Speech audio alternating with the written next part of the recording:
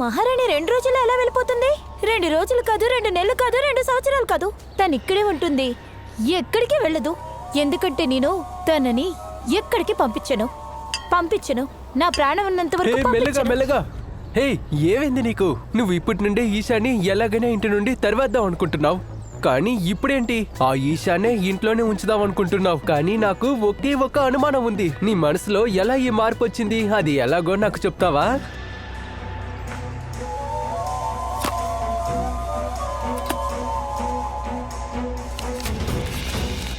ఓ నాయనో, ఇంత డబ్బా ఎక్కడి నుండి నీకు వచ్చాయి? నీకు ఎలా ఇంత డబ్బు వచ్చింది? ఈషా బాగా డబ్బులు పెరిగిన పిల్ల.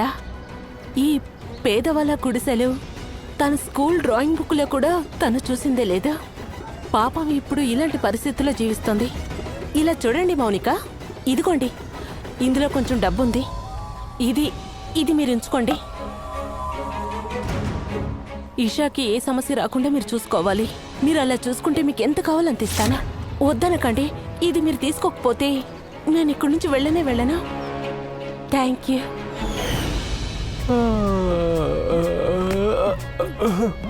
నువ్వు చెప్పింది వినగానే నాకు సంతోషంగా ఉంది. ఏవైనా సరే ఆ మహారాణిని నీ ఇంటి నుంచి పంపించను. తర్వాత మరిది గారు రౌడీగా ఉండడం మనకేం మంచిది. ఎందుకంటే ఈయనే కదా అప్పుడు మనకి డబ్బులు వస్తాయి. అప్పుడు మనం ఈ డబ్బుల్ని దాచుకుని సంతోషంగా ఉండొచ్చు. ఒకవేళ మరిది గారు పందెంలో ఓడిపోతే ఆ మహారాణి ఇంట్లోనే కదా ఉండాలి. ఆ తర్వాత మనకి ప్రతి నెల డబ్బులు వస్తూనే ఉంటాయి. అంతకంటే మంచి విషయం ఏంటంటే, చెప్పు, ఇంకొక మంచి విషయమా? నాకు ప్రాణాలు పోయేలాగుంది. ఒకవేళ ఆ మహారాణి గాని మన ఇంట్లోనే ఉందనుకోండి, ఇంకా అత్తయ్య మొత్తం ఫోకస్ తనపైనే ఉంటుంది. మొత్తం కోపాన్ని తన మీదే చూపిస్తాను. తర్వాత నేను తప్పించుకుంటాను. దీని అర్థం ఏంటంటే బేబీ, ఆ ఈషా మన ఇంట్లోనే ఉంటుంది, అందువల్ల మనకు ఒక పక్క డబ్బు వస్తుంది, అటు పక్క తను కూడా తింటుంటుంది. కానీ ఏవైనా సరే ఆ డబ్బున్న మహారాణి ఉంది కదా, తనని ఎప్పుడు నాకు పెట్లోనే పెట్టుకోవాలి. కానీ కానీ కానీ నాకు ఒక విషయం చెప్పు బేబీ. ఇప్పుడు నీ మైండ్ లో ఏం ప్లాన్ ఉందో నాకు చెప్పు. ఇకపై ఈ మౌనిక ఆట ఎలా ఉంటుందో అందరూ చూస్తారు. అదే అయ్యగారు, ఈ పందయంలో నేను ఎలాగైనా గెలవాలని నేను చాలా ప్రయత్నిస్తున్నాను. శభాష్ సూరజ్. ఆయుధాలు లేకుండా మనం యుద్ధాన్ని గెలవాలంటే అటువంటి సమయంలో మనం నోరు మూసుకొని ఉండటమే మంచిది. నా కూతురు చెప్పింది విని నువ్వు అద్భుతమైన పని చేశావు. నీకు నేను చెప్పిన పనుల్లోంచి 2 రోజులు సెలవిస్తాను. ఎప్పుడూ నువ్వు నా మనసును గెలుచుకున్నావు సూరజ్. ఈసారి కూడా నిన్ను ఎంచుకుంటావులో నేనే తప్పు చేయలేదని ఉద్దేశాన్ని నువ్వు ఏర్పరచాలి. మీరు దిగులు పడకండి అయ్యగారు, ఈసారి మీరు నన్ను సందేహపడడానికి అవకాశం ఇవ్వను.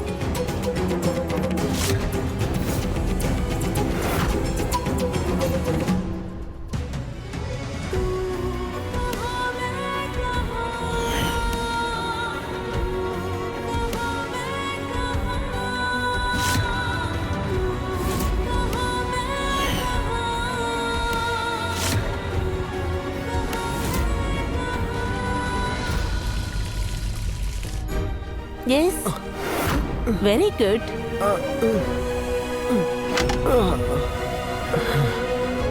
దీనివల్ల ఏ ఉపయోగం లేదు. నిజానికి అసలు నేను ఇకపై జీవితాంతం నా కాళ్ళ మీద ఇంకా నుంచోలేనేమో. సరే, నేను మిమ్మల్ని ఒకటి అడగచ్చా? ఈ లోకంలోనే మీకు ఎవరంటే ఎక్కువగా ఇష్టం? నా చెల్లెలు. మీరు ఊహించండి, ఒకవేళ తను మీ ముందుకొస్తే అప్పుడు ఆమె కళ్ళ ముందు మీరు మీ కాళ్ళ మీద నించుంటే ఆమె ఎంత సంతోషిస్తుంది. మీరేంటి ఈ రోజు నేను నా కాళ్ళ మీద నిలబడినట్టు అంటున్నారు? మా చెల్లెదో రేపే వచ్చేలా చెప్తున్నారు. సరే పెట్టుకోండి, 48 గంటలు ఛాలెంజ్ అనుకోండి. 48 గంటల? ఇంకా 48 గంటల్లో మీ చెల్లి ఈషా ఖచ్చితంగా మీ ఇంటికి వస్తుంది. అప్పుడు మీరు సొంత కాళ్ళలో నించొని సర్ప్రైజ్ చేయాలి కదా. యు నో వాట్, నేను నా లైఫ్లో ఇప్పటి వరకు నీకన్నా మంచి మోటివేటర్ని చూడలేదు. నువ్వు నాకు ప్రామిస్ చేయి, నువ్వు ఎప్పుడు నాతోనే ఉంటావని, నన్ను బాగు చేయడంలో. అలాగే ఇంకొక ప్రామిస్ చేయి, నువ్వు నన్ను ఆఖరి వరకు వదలకోకుండా నాతోనే ఉంటావని. ప్రామిస్?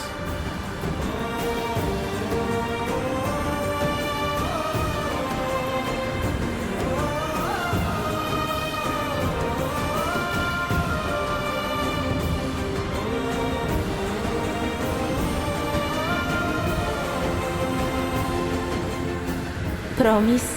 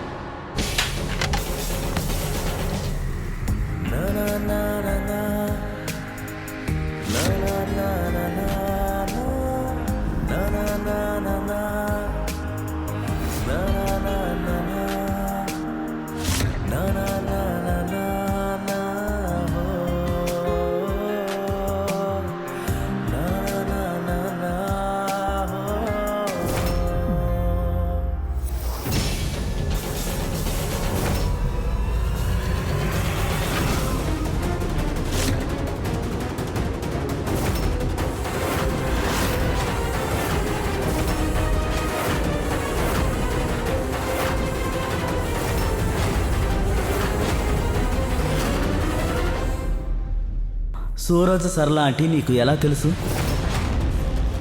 చెప్పు, ఎలా తెలుసు?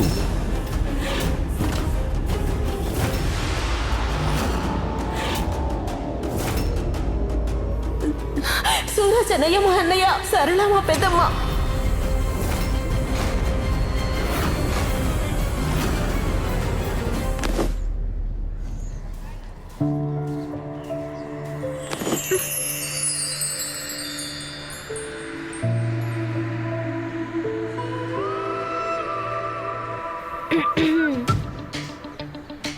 నే హెల్ప్ చేయనా?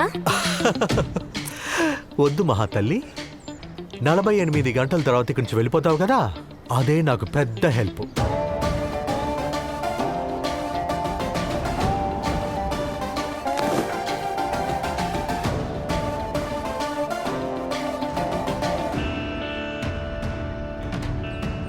నలభై 48 గంటలు కోప్పడకూడదు. పీస్.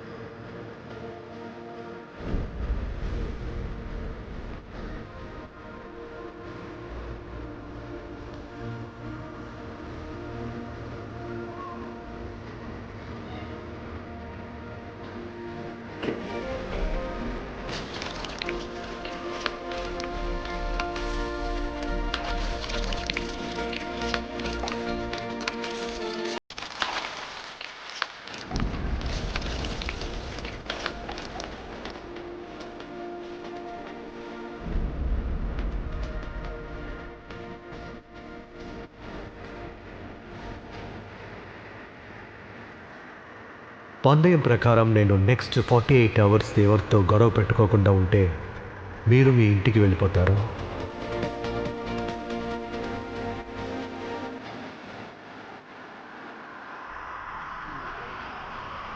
నిజంగా నేను ఇంటి నుంచి వెళ్ళిపోతే నీలో ఏ మార్పు ఉండదా?